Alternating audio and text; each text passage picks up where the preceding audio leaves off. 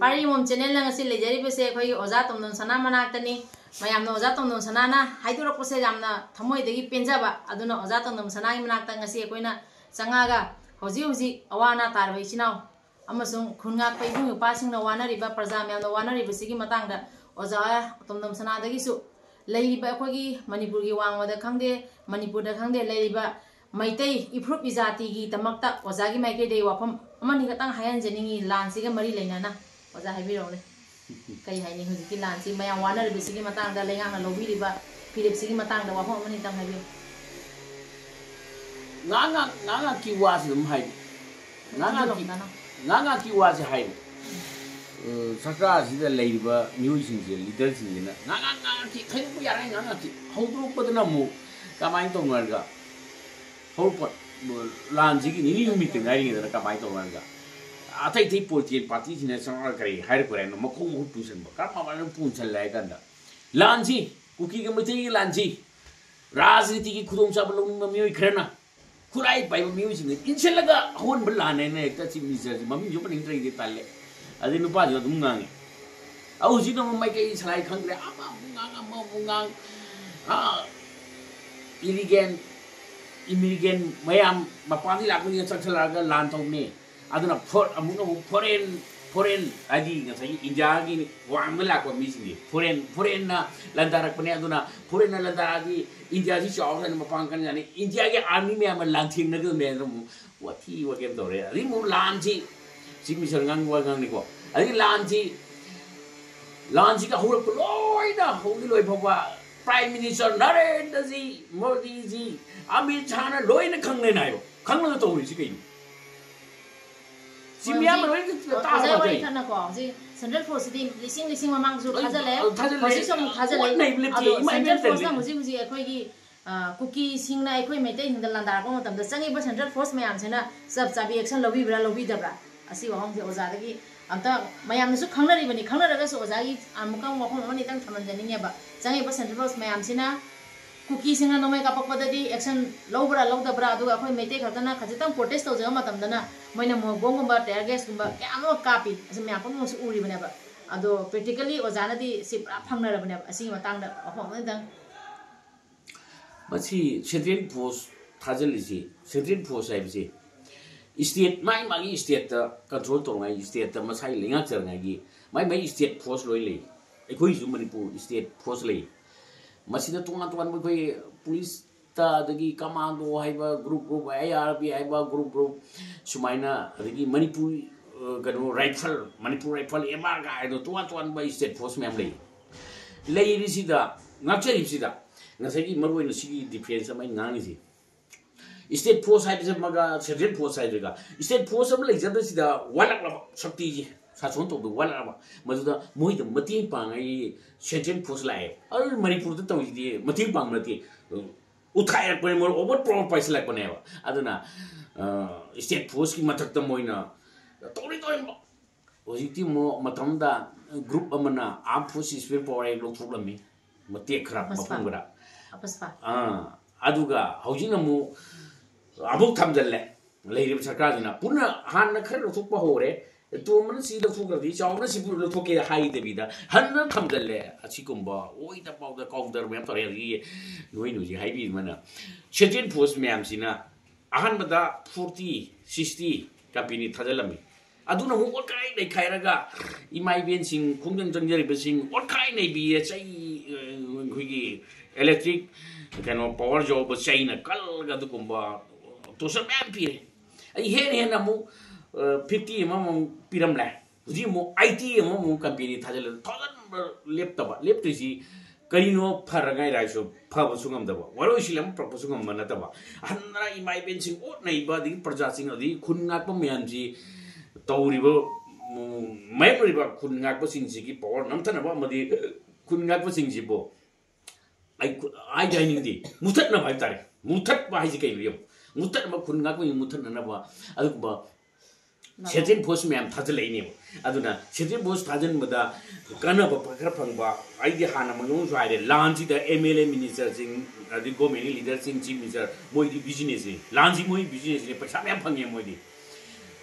Uji moi na phanglim ji lansing manung da nonglei nungsin na len na tonga tongan ba paisa myam sentang thajari adagi muka rip kin gi awana ai paisa thai moi na dum commission chan le re adagi mu misi mina lansi da yaure center na lak manga state lak manga lak terapi di kuken bai tora ge ko ge kuki nu pi ani da di ekta governance charo thilu ye lak tara adumai torong ngarang nani si selama kano sai tuonda si bu so lo da adu gi so mu la am pi wa mi la tara am thilu adumai torong maman na matin ba ngarang na mo mi we na bi sa sing yaw na toru si bu mu ka adumai pacha thilu ra ga paisa ga matik na ra ga adumai ai khoi ji hayeng na tumba hangsi da chompi so ba adumai tor ai khoi ji mai ting sai mutrom ne ai paisa da di paisa di miam na kari gumo pa manina paisa si da loina mi chang chan na re ba adi si misa bo halage nangjo paisa kya no pirage na adu kumba magi lalon ba sigumba pot asi aiga ri noi mya ba khina ko ai go khron je adu mai na point ji leiba di kai no ga sai si misa ai ni sai ji noi ni di sai ngam chaining da bom phau ni na ai ni di sai ni na ho ko si gi imu ngam le si gi imu ji da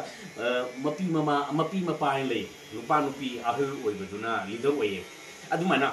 imung amada mapi mapa leibana masa sing angang sing kari awan apa kai no lai la su kai no piro la du cha ba thak pa du ai be mana leipa sing mapi mapa na le rati sarkar sing mapi mapa du na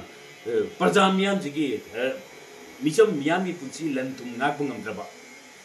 yum mai thare mi hale rip kem do file dra la jena le re kai to mom gem na adu ngam da di kai bi sarkar no ain su le dire mi hal ga mi pham ngam da ba sipai ab sibu mi hat pa phadi na to lagi sipai ji jum mai tha pa mi phadi na to adu kumba di amata to re adi kun lantheng na re kun ngak bo mayam na mayuk na re adagi nga sai gi sarkar gi force le ba state force ka le ji drug ta lai chu ba adu kumba ni sa ba ga ta power men power ta le re moi ai bu mani power ta paisa laga matu masa thak adu kumba adu ji lantheng na ji kun ngak bo singa lantheng na le lan du da ai na thawai yaw ba di lan ji di mane pithibhi le ba ji ba mi oi ba ji ba asi koi panghalo ram jai adagi ma khisel ram jai ma maitai ram jai hindu ram jai puna mok ji koi jati mioi bai ba sigi jati ji amata hanano koi malem di degi mioi bi jati murkhidre ai ba mi wanga mai gi le mi na madu ning dia dura nakalan ma amata mi han gun to binu sini ali monga sai ki men point amda hai ningi kai no ko ji si mi sa sina nga ki wanga do ji mu kar mai nga le ka da pi chi dam baram na adu nga na mi ma home minister matam da mana mohon gi sakar matam da so kan du ali ki si mi sa na sina dialogue to le re ba matam manga laga thaira ga utai utai to ga ka mai nga ina ka da hai bu chi mi sa ji nga na da congress di thro pore congress matam na mana minister oi matam na di si dam baram du lai na la manupa ji no ji mu throga time pass to matam leidina leire mana adu matam da mana Chidambaram na to matam di mana minister oi matam di masing bai gi matro kai su ta ba mina iba kanu article lai tare koi khabar gi chi waring chering kare irak pado mina irak pachi edu khabar da hapla ma ji da waring chering mina irak pado par ga ta leipak ning ba char ga mana du de editor oiram laga ari mana mu singang pairar ga wasaki metro sai mina ma kongda wasak laga ma bot kar in metro isi mari purunga kai engal mi kai wa singang pai wasai ne matam na nang naga sai ga metro matam na nang naga sai ge ha ga ba singang che ki metro matam gi matam na nang na congress oi matam na nang minister oi matam da cookie gi mp outer gi mp thang cho bai te ha tam ohum ni mangau trama ji trama do mai to ka bar to mun to adu si na khang ai jar ga spi si da maram ka ai dil le na le garo matam na no ina siang bai ga naga hat ne ko chiki me to hinu mo kuki ka no wai gi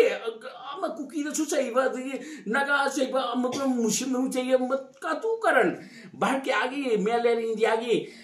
mai te ya ti mutan na bo to ko tu da to nu maram maduna sigumba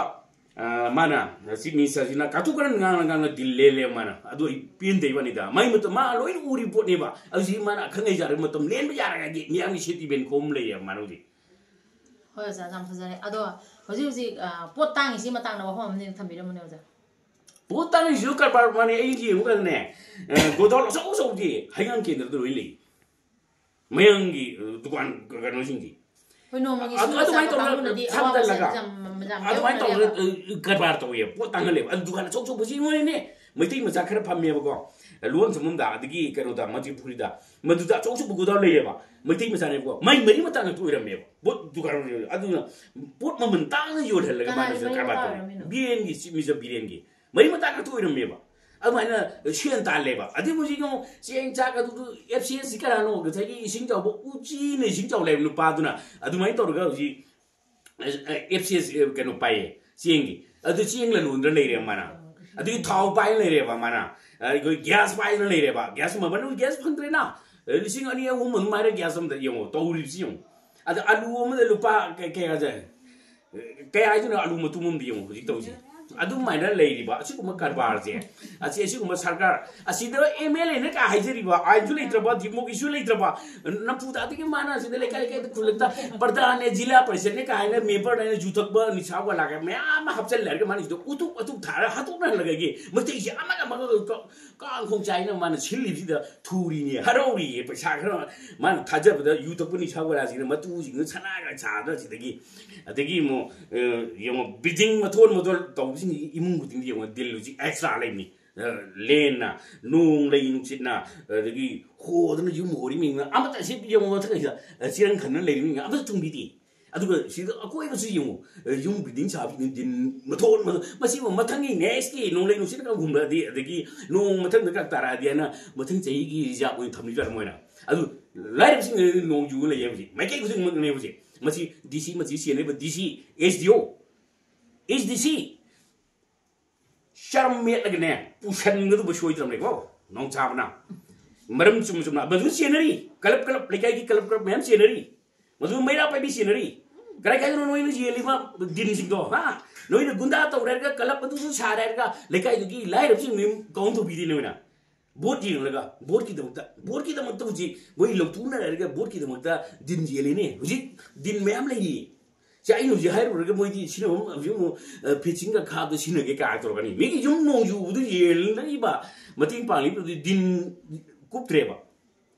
Din cook treva. Din Aduga extra to the pacing Harayan Pireva. Majisi never collapsing in Amta. Count of the Aduga, I know Tinum Matam, the Imina or Moibo. I am noisy, Zagonaba. Listen, ma'am, I see a coin and lapse, was say, when a Hiroki Krunga, quite announcing the Mating Bang, Sanuba. Matamda akoigi lambida oja tomnom sanagi yum sutai aduna mayamna so yamna nungsiraba oja tomnom sanagi manak sangaga ngatang wari sanarusi aduga mayamda so oja tomnom sanagi oiba wafam tamina se ene video masam lobjabani aduga ngasi parimom channel nang semjariba video sida so yan yakiba kyalage so ngakpi waina parimom channel la yengbiriba mayam puno kem phamda ikong nonjari kanglaipak na yai phare ibudo pakhang mana yai phare oja aroi bigi waina imalaipa ki nungsibagi wafam amada haibiram Ima lepak nungsirurga bina kudong sablawe. Ajira lanjau ni halu na ina misa mahalu ni adu biren paisa phangi. Kana ti ai lanjau. Ai ti jiksi misa oige lanju lusan ge sini. Aduna ai haning di jai phamangon jo pining di. Mi gi kudong sabwe. Yam noi jare oja bo hanai da thaga chari ojana yamna